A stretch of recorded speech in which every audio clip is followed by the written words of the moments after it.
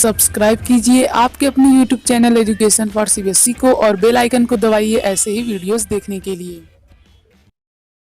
अब हम लोग बात कर लेते हैं रबी क्रॉप और खरीफ क्रॉप।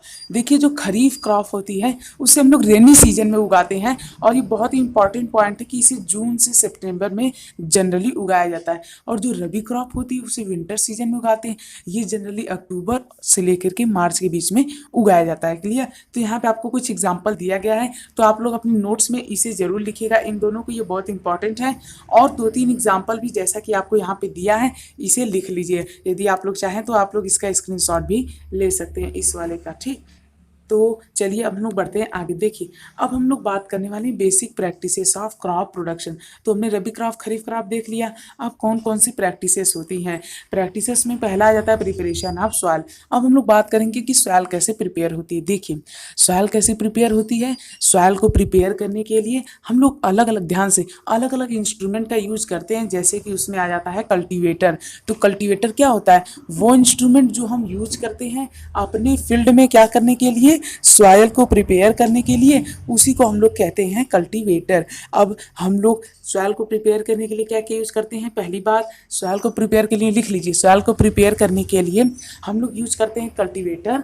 यदि आप लोग नहीं लिख पा रहे हैं तो वीडियो को रोक रोक के लिखिए। ठीक, दूसरी बात, हम लोग और क्या यूज करते हैं। ऐसा नहीं कि सॉइल को प्रिपेयर करने के लिए खाली हम कल्टीवेटर यूज करेंगे, नहीं, हम लोग सॉइल को यूज करने प्रिपेयर करने के लिए प्लाऊ का भी यूज कर सकते हैं, जिसकी स्पेलिंग होती है PLOUGH। ठीक, तो प्लाऊ का भी यूज कर सकते हैं, हो का भी यूज कर सकते हैं, लेवलर का भी यूज कर सकते हैं। किसका?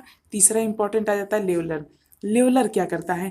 लेवलर हमारी जो फील्ड में मिट्टी जो होती है वो उबड़ खाबड़ होती है, तो इसे एक तरह से मतलब कि सिंपल बनाने में मदद करता है। और इसके बाद जो हमारा कल्टीवेटर होता है वो क्या करता है? वो जमीन की जो कड़ी मिट्टी होती है उसे खनता है और उसे खोद खोद के मतलब कि क्रॉप उगाने योग्य बनाता है। प्लाऊ भी वही काम करता है, पर प्लाऊ को हम लोग क्या करते हैं, हाथ से चलाते हैं। क्लियर? यहाँ तक क्लियर है? तो पता चला प्रिपरेशन ऑफ सॉइल कैसे होती है। बात करते हैं सॉविंग के बारे में। तो हम लोग जैसे कि सॉविंग बहुत आसान होती है। देखिए, सॉविंग 2 तरीके से होती है। एक, या तो आप उसे हाथ से कर लें, दूसरा तरीका हो गया कि आप उसे मशीन से कर लें। मशीन जो कि अभी आप लोगों के गाँव में नहीं आई होगी पर जल्द ही आने वाली है। हाथ से तो हम लोग करते ही हैं। अब मैं बता देता हूँ सॉविंग क्या होती है। मान लीजिए हमारा खेत है, इसमें हम लोग अनाज को ले करके अलग अलग दूर दूर थोड़ा बिखेर देते हैं ताकि वो उग सके, तो उसी को हम लोग क्या कहते हैं, सॉविंग कहते हैं। पता चला?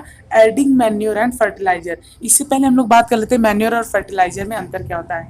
ये मान लीजिए है मैन्योर, ये मान लीजिए फर्टिलाइजर। अब मैं बता रहा हूँ डिफरेंस। पहली बात, जो मैन्योर होता है वो एकदम गाय की जो डंक होता है, काऊ डंक, यानी कि आप लोग कह सकते हैं ऑर्गेनिक होता है। पहला पॉइंट लिख लीजिए, मैन्योर में ऑर्गेनिक। और ये क्या होता है? ये होता है इनऑर्गेनिक, यानी कि ये फैक्ट्रीज में बनता है और ये क्या करता है, इसका ज़्यादा अमाउंट में हमें ज़रूरत होती है और फर्टिलाइजर की कम अमाउंट में हमें ज़रूरत होती है। ये कोई भी पोल्यूशन नहीं काज करते हैं, जबकि फर्टिलाइजर पोल्यूशन काज करते हैं। तो ये 3 मेन अंतर है जो आपकी पता रहना चाहिए आपको। ठीक, और आपकी बुक में दिए रहेंगे, उनमें से भी आप लोग कुछ पढ़ लीजिएगा। ठीक, वैसे मैं आपको 3 जो बहुत मेन अंतर है वो बता दिया। तो यदि हम लोग अपने फील्ड में मैन्योर और फर्टिलाइजर ऐड ही क्यों करते हैं। अब मान लीजिए ये कोई हमारी फील्ड है। ठीक, रुकिए मैं अभी ड्रॉ कर दे रहा हूँ। मान लीजिए कि ये मेरी कोई क्या है, फील्ड है ये। अब इस फील्ड में मैं क्या कर रहा हूँ, मैन्योर और फर्टिलाइजर ऐड कर रहा हूँ। मैं क्यों ऐड किया? ताकि जो मेरी फील्ड है वो अच्छे सूटेबल हो सके, किसके लिए, एग्रीकल्चर के लिए। क्योंकि जब हम लोग बार बार एक ही फील्ड में क्रॉप उगाते हैं तो हमारी फील्ड की न्यूट्रिएंट्स खत्म हो जाती है।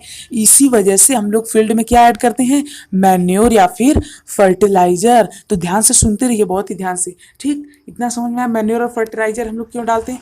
बात करते हैं इरिगेशन की। तो इरिगेशन की ज़रूरत हमें क्यों होती है। इरिगेशन की ज़रूरत हमें इसलिए होती है क्योंकि हम लोग जानते हैं जो प्लांट्स होते हैं इन्हें क्या चाहिए, वाटर चाहिए। तो जब प्लांट्स को हम लोग वाटर दे देंगे, जैसे ही हमने इस प्लांट को वाटर सप्लाई कर दिया, तो इसके बाद ये अपने खाना बना लेगा और इसके बाद हमारी फसल अच्छी होगी। फसल अच्छी होगी तो अच्छा प्रॉफिट भी होगा। अब जो ये बाकी का बचा 3 है ये हम लोग करेंगे आगे।